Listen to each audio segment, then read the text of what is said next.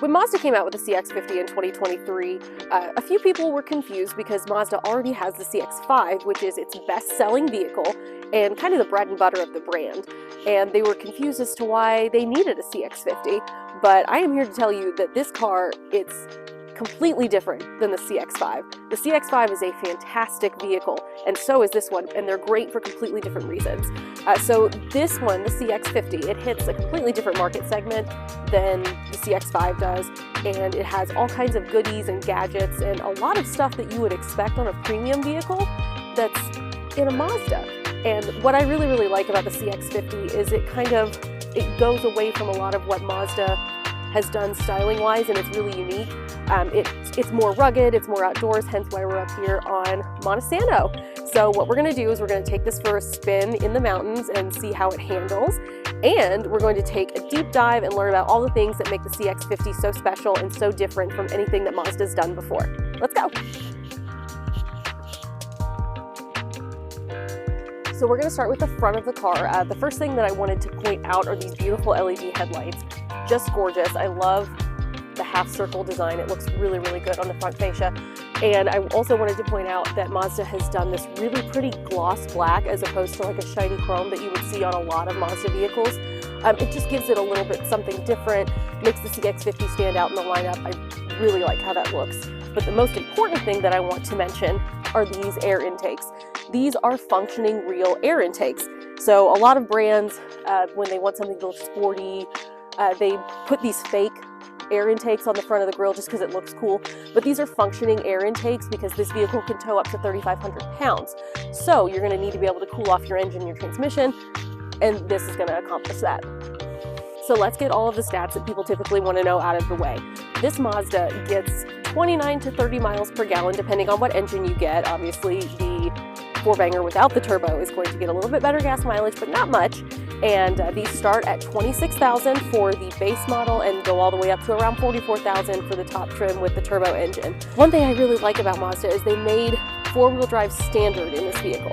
So no matter which iteration you get of the CX-50, you're going to get four-wheel drive, so you're going to be able to use as intended and take it in the outdoors, take it around some corners, take it out camping, hiking. It's still going to be a great outdoor car, no matter which trim you choose. Now we're at the back of the CX-50, and I'm going to point out something that a lot of manufacturers love to fake. I'm not going to name any names, but we have dual exhaust tips in this guy, and they're real. Trunk space is ample. Seats fold completely flat in the back, so you've got crazy room in the back, especially if there's just two of you going on a camping trip. You've got room for days back here. But this trunk was designed to hold camping equipment. It even has these cool little cubbies on the side that I really like. If you want to put like your camp stove or your emergency kit, something like that in these little cubbies, they're great. So we are inside the CX-50 now, and I am really happy that we're inside the CX-50 because it started snowing on me. It is freezing. So I am really happy that it has a heated steering wheel and heated seats. And so are my hands and my tushy. So let's go over all of the interior options and all of the gadgets and goodies that you get with the top trim and the turbo. Something that I really, really want to talk about is this interior. Now, the leather in this car is just beautiful. The grain on it is really good. I love that it's perforated. You get heated and cooled seats with this trim level. I also love this diamond stitching. It goes all the way down the seat. So pretty. And the seats are they're comfy. They're very sturdy. I really like them. The interior of this car is just stunning. You've got leather right here, more diamond stitching, more leather, the buttons, all of this feels very sturdy. This is metal. All of these feel very high quality. The leather goes all the way down in here. It's just beautiful. And then obviously you have your nice high quality Bose speakers. Moving on to the steering wheel, beautiful leather wrapped steering wheel with the stitching, nice metal inlays, and then here's all your buttons. On this side, it's going to be all of your infotainment type things, so switching radio stations, the talk to answer button, the volume buttons, and then over here is going to be all of your cruise control settings. So where you can set it, and then there's your automatic cruise buttons. So this one does have the adaptive cruise control, which is fabulous, especially if you're taking this on a road trip. Moving on to the instrument cluster, it is a combination of analog and digital. The cluster in the middle is going to be digital, and then the two on the sides are going to be analog.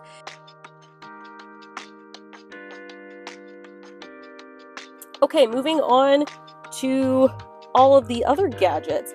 We have heated steering wheel, heated seats, and cooled seats. And that's on both the driver and the passenger. Also comes with heads-up display, as well as a backup camera and overhead camera. More of that beautiful diamond stitching that goes all the way across the dash. And then, obviously, you've got your vents. I love that they put this little vent, like they just hit it right in the middle.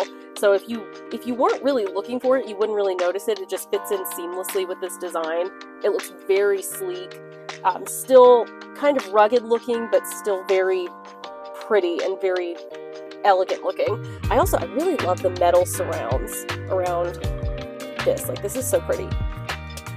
Your infotainment screen. This is the largest screen that Mazda offers. The base model has a little bit smaller of a screen, and it has wireless Apple CarPlay and Android Auto. So if you prefer to use those platforms as opposed to the vehicle's platform, it can do both of those wirelessly.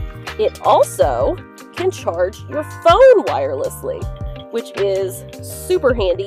It's going to be down here where the armrest is, and it just tucks right in there, and it can charge your phone. Something that we have to discuss that Mazda added to the CX-50 that they have never added to a Mazda SUV ever before is a panoramic sunroof. This thing is huge. It goes all the way back. So we've got this guy in sport mode. So let's see how it handles. Overall, I was really impressed with how the CX-50 handled corners. The body roll while driving this car is pretty much non-existent, and it's nice and connected to the road, nice and grippy. It would be really great for driving up and down the mountain. It handled Montesano beautifully. Something else that I really like is that Mazda pumps in the exhaust sound into the cabin so you can hear that pretty exhaust. And if you're going to pay for a turbo, you want to hear it, right? Overall, if you're looking for an outdoorsy type vehicle that you can take camping or on family trips, the CX-50 is perfect.